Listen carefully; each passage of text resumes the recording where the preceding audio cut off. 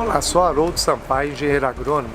Hoje iremos falar de uma situação que muitos passam, eu e vocês, todo mundo que gosta de planta sempre passa.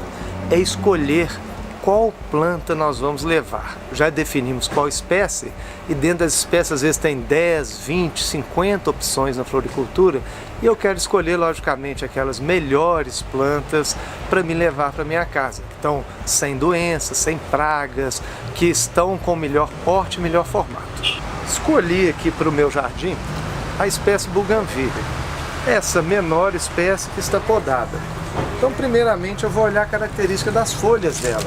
Então essa daqui, ó, eu já descarto de cara, que ela está com folhas manchadas, podendo ser vírus ou algum fungo, e com folhas cortadas. Então essa que está aqui eu já elimino ela, não pegando ela para me levar.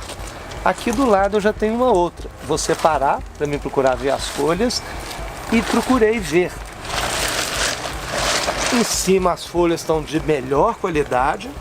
Embaixo elas estão sem folhas porque elas estavam muito juntas, provavelmente deve ter mais tempo na floricultura que elas estão aqui, e aí essas folhas caem porque estão na sombra, deixando só as folhas de cima. Então entre essa e essa espécie, com certeza eu ficaria com essa. Está com formato melhor, as folhas estão bem verde escuras e com bastante brotação nova. Levaria essa espécie sem dúvida nenhuma, todas as duas são o mesmo preço.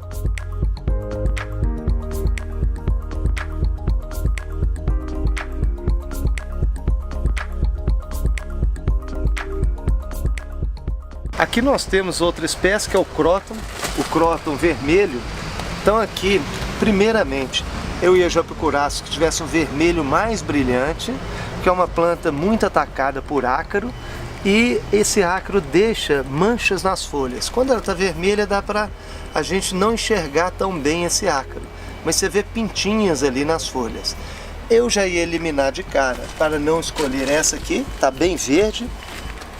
Essa planta aqui, ó, então é sinal que ela está num local mais sombreado e não está pegando sol da forma adequada, porque quando ela fica sombreada, ela perde essa característica avermelhada da folhagem dela. Quando ela está com a característica de sol, ela fica com a folhagem bem avermelhada. Olhando esse canteiro cheio de vasos com espécies, eu escolhi aquela que está maior ali no centro, que eu vou pegar aqui, e com a folhagem bem vermelha. Então aqui, ó, dei sorte que ainda tem duas, então já ia escolher essa aqui. Então procurei essa que tem com a folhagem boa, tem 3 brotações, então tá bem cheia, daria para compor bem o vaso. Lembrando, todas as espécies que estão aqui nesse canteiro têm o mesmo preço, mas se você comparar uma dessa, que seria, vamos dizer assim, a pior pelo mesmo preço, com uma dessa, são situações bem diferentes para mim escolher dentro de uma floricultura, só pelo aspecto visual.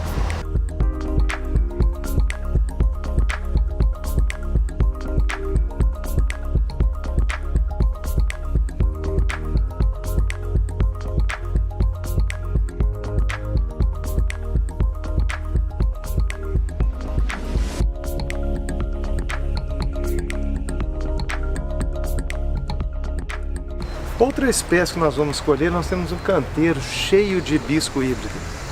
E o hibisco híbrido, a gente tem muitas características de flor. Coloração, tamanho, laranjado com amarelo, amarelo com vermelho no centro, com borda recortada. Então tem várias opções. Então primeiramente, deveria escolher pela flor.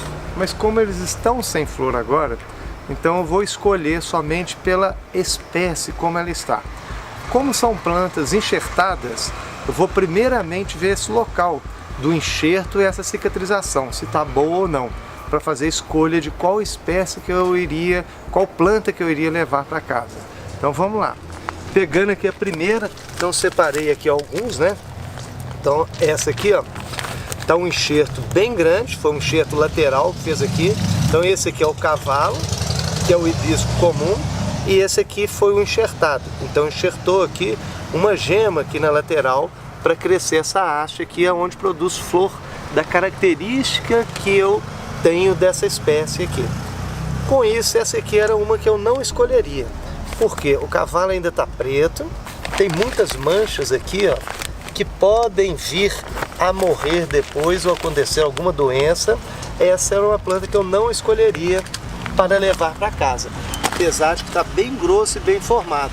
Mas como essas marcas aqui podem vir a cometer alguma doença, eu não utilizaria, não levaria esse aqui para minha casa. Outro aqui com característica, tá vendo que o enxerto está bem proporcional, as folhas estão uniformes, bem formadas, e só tô com uma coisa: o cavalo aqui não foi bem cicatrizado. E isso aqui não quer dizer que vai sofrer doença ou não, mas eu não levaria só por causa da cicatrização irregular, que não está muito boa, feita entre o cavalo e o enxerto, aqui que é a parte de cima. Também não levaria esse aqui. Esse aqui, ó, tá com porte pequeno, mas reparem, tem vários cortes aqui no caule, tá vendo, ó?